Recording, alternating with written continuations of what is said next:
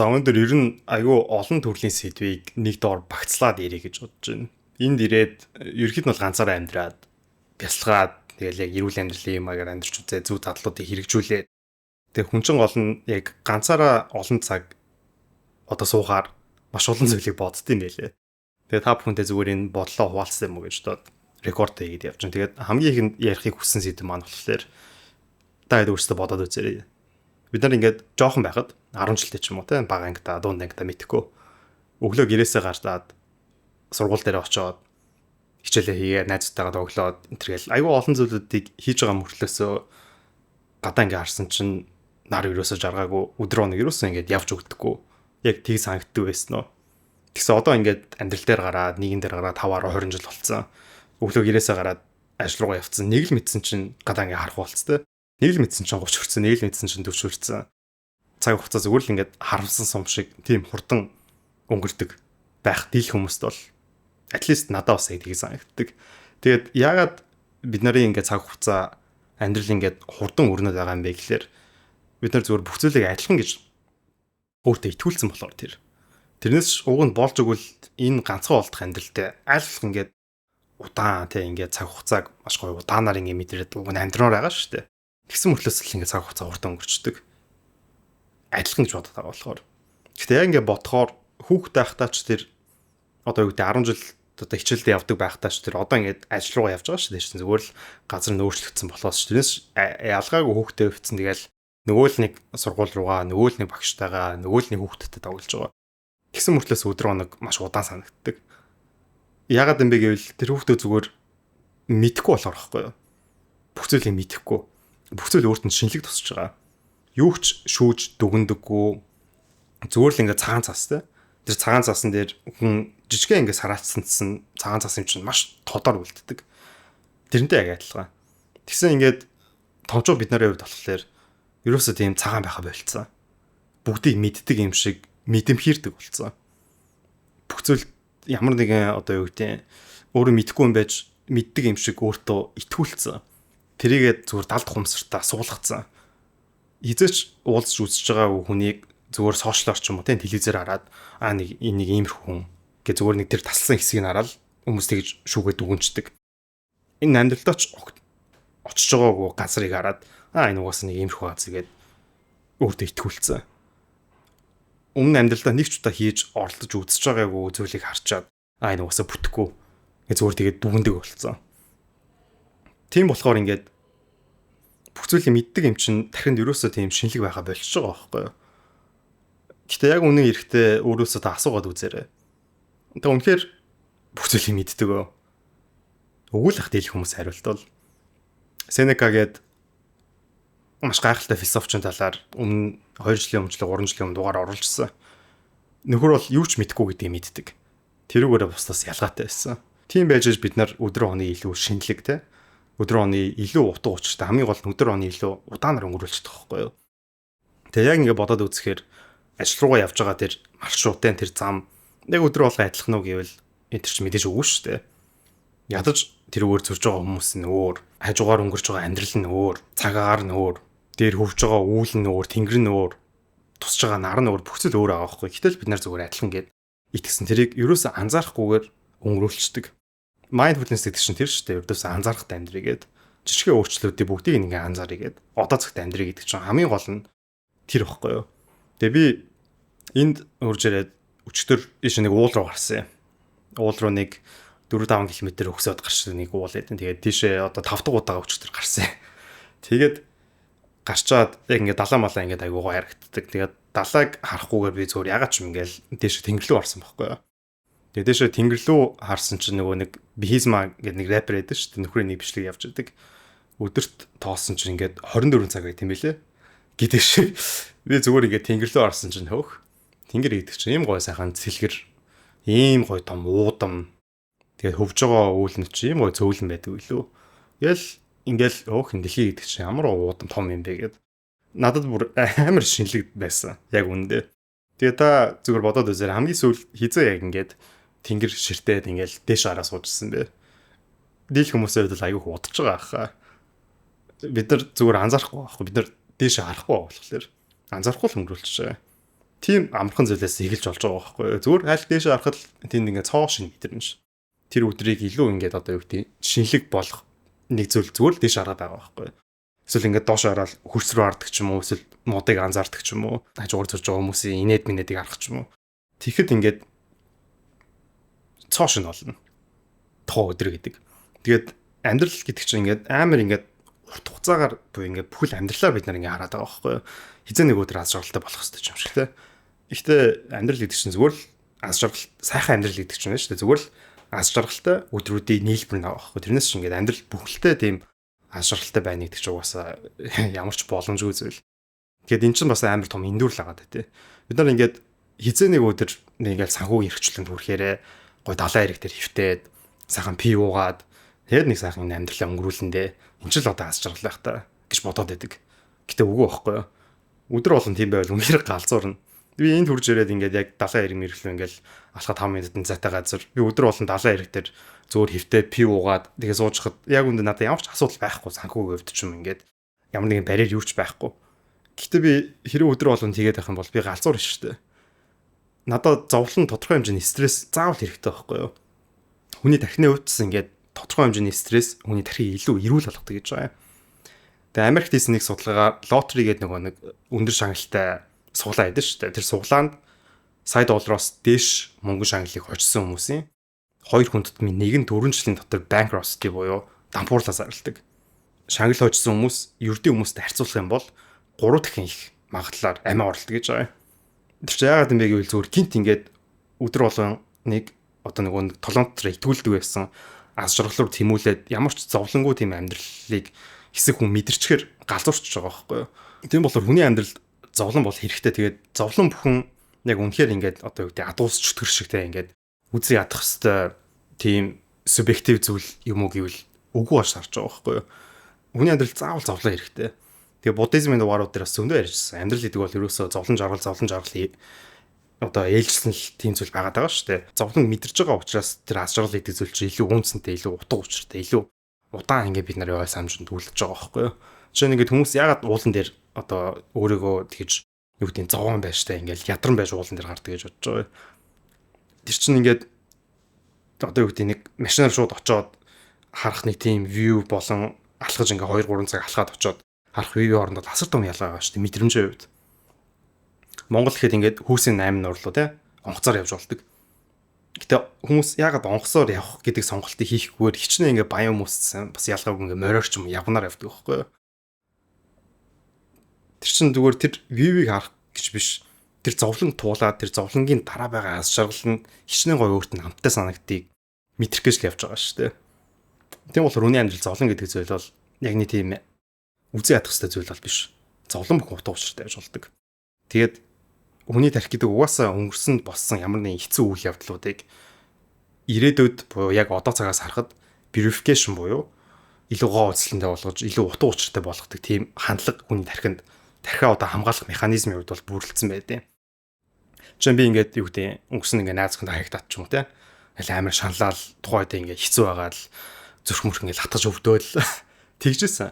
Гэтэ одоо ингээд бодохоор амар утга учиртай. Тэр бол намайг өөрчлөхөд хүргэсэн, намайг илүү шин түвшинд авчрахад хүргэсэн, илүү олон зүйлийг бодогдуулахад хүргэсэн, тэрнээс хойш илүү олон ч хүнтэй уулзаж, учирч, олон ч зүйлийг сурж аваад гээд ингээд бодох юм бол одоо бодоход амар хэрэгтэй зүйл байсан байхгүй. Гэтэ тухайн үед бол тэр чинь мэдрэхдэггүй шүү дээ. Хүн яг тэр зовлон дундаа байгаа учраас.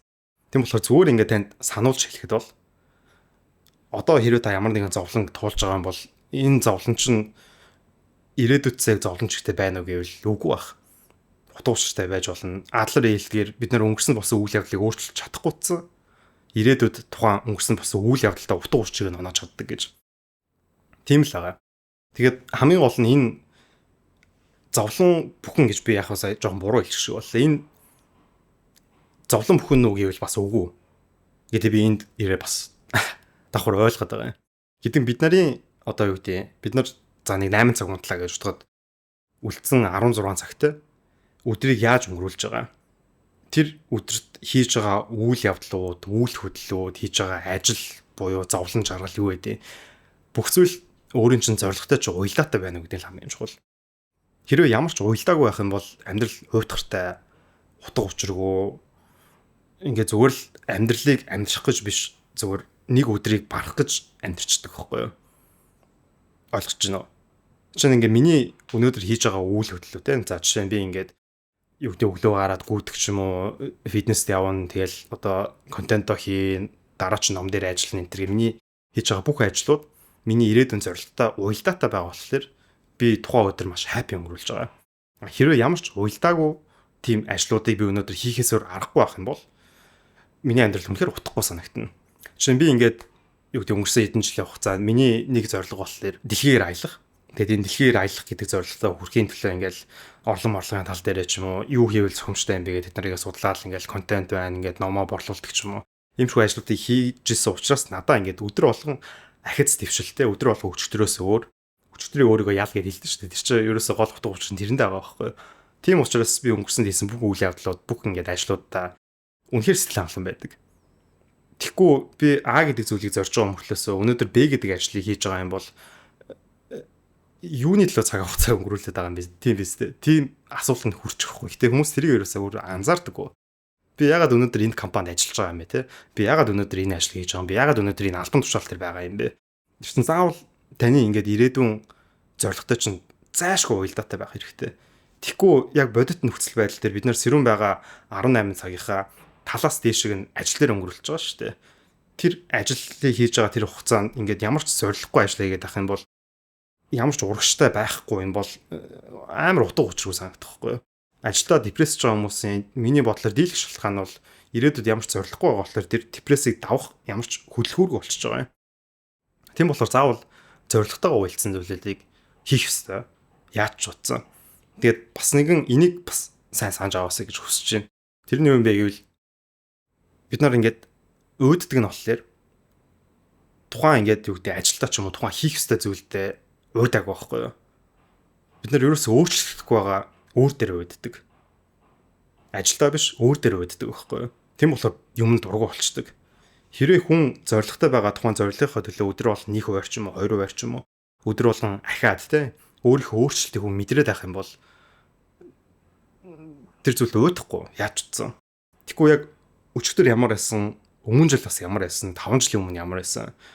Тэрэндээ өөрийгөө харьцуулаад өнөөдөр яг адилхан байгаа юм бол хүн хийж байгаа зүйлээс аз жаргалыг мэдэрч чадахгүй. Хоббигаа ажил болгох, дуртай зүйлээ ажил болгох гэдэг чинь ерөөсөө тэр ихгүй юу? Хүн хийж байгаа зүйлээс л өөрийгөө өөрчлөө, тэр өөрчлөлтөөс хүн кайфа мэдрээд тех явцдаа хүн тухайн ажилдаа тухайн хийж байгаа зүйлдээ дуртай болдог. Тэгээд давхар одоо юу гэдэг за чи ингээд шууд тэ ингээд маргаашаас ажилласаа гар ишэлэх бол яг үнэ хэцүү шүү дээ. Би ерөөсөө ингээд тэнийг ажилласаа гараад ингээд дуртай зүйлээ хөөмө гэж хэлээгүй. Яг тэгвэл сайн байна. Гэхдээ бодит нөхцөл байдал дээр тэр чинь айгүй хэцүү. Тийм болохоор ядаж тухайн өнөөдөр хийж байгаа ажилдаа тэг өнөөдөр өөрөө хийж байгаа дадалтаа өнөөдөр өнгөрүүлж байгаа тэр одоо нэг бүтэн өдрийн скежүүлтэй өөрийнхөө ирээдүйн төлөө хэрэг болох ямар нэгэн зүйлийг оруулах хэрэгтэй байхгүй юу? Жишээ нь ингээд ажил дээрээ би одоо юу гэдэг магадгүй ирээдүйд ингээд те борлуулалтаараа ингээд хэвээр ингээд амар мундаг борлуулагч болоод маш өндөр цалин аавна гэсэн тийм зорилготой ажил болно шүү дээ. Тийм байх юм бол ядаж борлуулалтын ажил биш юм аа гэхэд өнөөдөр хийж байгаа миний маркетингийн ажил донд ингээд борлуулалттай холбоотой юу аж болох юм? Тэрийг суралцъя те. Манай маркетингийн менежер ярих ур чадвар нь аягүй сайн бол тэр ярих ур чадвараас нь суралцаад тэрийг ингээд ирээдүйн өөрийнхөө зорилготой хэрэгжүүлээгээд жоохон байдлаар ингээд өөртөө жижигэн хөрөнгө оруулалт хийгээд ах юм бол тэр чинь ядаж тэр өдрийг маш утга учиртай өнгөрүүлэх бас нэгэн гоё том шалтгаан болчихж байгаа байхгүй юу? Тийм болохоор хийж байгаа үйл явдлуудаа өөрийнхөө зорилготойгоо уялдуулъя. Энэ бол бүр маргаангүй маш чухал зүйлүүдийнх нь нэг гэдгийг би бас хэлмээр байна. Тэгээд хамгийн сүүлд нь дахиад нэг зүйлийг нэмж хэлэхэд энэ бас яг сэдвээс жоо уялдаагүй байж болохцсан. Энэ бол залхуурлын талаар. Залхуурлын талаар өнгөрсөнд бас аягүй олон бичлэгүүдийг оруулсан. Гэтэ энэ удаа дахиад нэг өөр шинэ өнцгөр одоо юу гэдэг залхуурлыг 5 секунд дотор шийдэх нэг арга замыг бас та бүхэнд одоо тайлбарлая гэж бодлоо. Тэгэхээр тэр нь болохоор бид нар яагаад ингэ залхуураад байд юм бэ гэвэл ердөөсөө маш том нэг шалтгаан байгаа.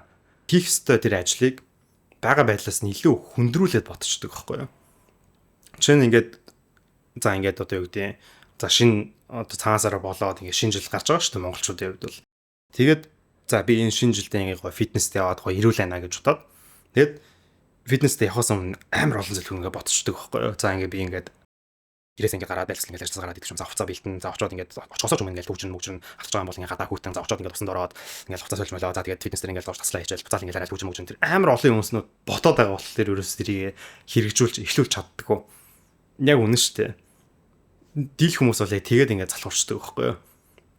Гэтэ яг бодох юм бол тэр чинь тийм амар хэцүү зүйл бол биш. Хамгийн ихний алхам гэдэг л хамгийн хэцүү байдаг байхгүй юу? Ерөөсөн хамгийн ихний алхам бол яг 80% зарчим гэдэг зүйлээр ярих юм бол 80% байна. Үлдсэн зүйл нь бол 20%. Та хэрвээ гэрээсээ хувцас бэлдээд гарцсан байх юм бол тэр чинь аль хэдийн ингээд фитнес дээр 80% болчихоо. Тэгэл нэгэнд фитнесийн өрөөнд дотор орцсон байхад хин ч гэсэн таслуулна хийж штэ. Хэрвээ гарч гүн гэсэн зорилго тавьчаад ямар ч сан гадаа гарчих юм бол ямар ч сан гүйчдэг байхгүй юу? Тэгэхээр хамгийн ихний алхам дээр л бид нэр ерөөсө төвлөрөх юм бол энэ одоо энэ нийгмийн тархсан энэ залхуурал гэдэг энэ заваа дадал дуршлыг бол хангалттай давчна. Тэрнээс ч ингээл тухайн зүйлээ ингээл бодоол тэрэндээ ингээл автаад лайх юм бол тэр чинь эцэс биелээ болохгүй. Тэгээ 5 секундын дүрм гэдэг номон дээр бас өмнө ярьжсэн. 1 2 3 4 5 гэдэг одоо хийхийг хүссэн зүйлээ эхлэе гэд. Тэрэндээ яг адилхан логик гэхгүй юу? Хитрхийг бодолцсон ингээд байгаа байдлыг улам ингээл ярихтай, түүхтэй хэцүү болгоод ерөөсөө эхлүүлж чаддгүй. Тийм болохоор хэрвээ ямар нэгэн зүйл хиймээр байгаа юм бол хамгийн ихний алхмал хийх юм чухал. Хэрвээ ингээд юу гэдэг аяг тавгаа хураах гэдэг ч юм уу тийм амархан ажил хийж болно шүү дээ. Хэрвээ тэрийг хийх гэж байгаа юм бол аяг тавгаа хураах гэдэг зүйлийг бодохгүйгээр ямар ч угаалтар дээр очиж байгаа. Хэрвээ ингээд амралтын өдрөөр ямар нэгэн ингээд ажиллаа хийхээр төлөвлөсөн байх юм бол ямар ч сан ингээд тэр ажиллаа ингээд гүнзгийрүүлж бодохоос өмнө ямар ч сан ширээн дээрээ суугаад тэгээд компьютерээр дийлгчих. Тэгэх юм бол нэг л мэдэд ажил дууссан байна. Би бас энэ контентыг бас яг хийж байгаа байхгүй юу? Ингээл ярих зүйлээ ингээл бодоол амар төвөгшөөхөөс өмнө за ямар ч сан камера бэлдээд микрофоноо тавьчаа тэгээд яриад эхэлчих юм бол би угаасаа нэг өдөр апплод хийчихнэ. Тэгээд бүхэл зүйл яг ийм логикээр тогтож байгаа байхгүй. Тийм болохоор ямар нэгэн дадал ингээд хүн сууна гэдэг чинь ингээд юу гэдэг хүн тухайн зүйлийг мэдэхгүй болохоор хэцүү болоод байдаг байхгүй юу. Тийм болохоор хамгийн ихний алхмаа хийгээд тэрийг ядаж ингээд 7 хоног ядаж 2-7 хоног хамгийн багтаа нэг сар тухайн зүйлийг ихний алхмыг хийчих юм бол дараа нь хүн ингээд дадал гэдэг байдлаар үлдчихэж байгаа гэсэн үг. Тэгээд өнөөдөр энийг та бүхэнд хуваалцахыг хүслээ. Тэгээд хамгийн сүүлд нь хэрвээ ингээд таны тархи ингээд өнгөрсөнд ажиллаж исэн юм шиг те ингээд гоё сэргийг ажиллахгүй байгаа юм бол танд нэг бүтээгдэхүүн санал болмоор байгаа. Тэгээд энэ болохоор Германы Brain Active гэдэг ийм бүтээгдэхүүн байгаа. Тэгээд ингээд тархи ингээд яалч нь ингээд гацчдаг ч юм уу те ингээд өдөрт маш олон цагаар ажиллаад байхаар амар тийм амархан математикийн том юм бодож чадахгүй ч юм уу тиймэрхүү асуудлууд хүнд гараад идэг. Тэгэхээр тэр нь юунаас болдог юм бэ гэвэл тархинд очих ёстой байсан амин нэмүүд, витаминууд, тархины тэр мэдрэлийн системүүд бүрэн ажиллаж чадахгүй бид нар тархиа бүрэн амраахгүйгээр шууд маргаашийг дахиад эхлүүлчихэж байгаа болохоор бидний тархи нэг л тийм ингээ бүрэн ажиллахгүй байгаа юмсан. Тэгээд Denk Pharma-гийн Brain Active гэдэг энэ бүтээгдэхүүн болохоор тархины үйл ажиллагааг дэмждэг ердөөсөө тэр чигтээ амин дэм байгаа. Дотор нь орсон жишээ нь витамин B5 гэхэд витамин B5 бол мэдрэлийн системийг дэмждэг. Тэгэл тархины бодисын солилцоо, дээрэс нь стрессний эсрэг бас маш олон давхар үйлчлэгнүүдтэй, дээрэс нь омега 5 бас орсон байгаа болохоор омега 5 бол хүнийг ингээ залуу байлгадаг те. Өмнө бас омега 5-ын тухай тусдаа би бүр бүхэлд нь бичлэг хийжсэн. Тэрнээс харах юм бол та бүхэн үрдэн нь бол мэдрэн. Тэгээд хамгийн гол нь яг энэ тархиндаа анхаарад тархи айлах залуу үеэр нь тархиндаа хэрэгтэй амин нэмүүдийг хоолноос авч чадахгүй ч юм аль витамин дэнээс авч чадахгүй байгаа юм бол Brain Active гэдэг энэ бүтээгдэхүүнийг ашиглаарай. Тэгээд өөрт хамгийн ойрхон эми сангаас худалдаж авах боломжтой байгаа шүү. Тэгээд хамтран ажилласан Denk Pharma-д маш их баярлалаа. Ингээд та бүхэнд амжилт хүсье.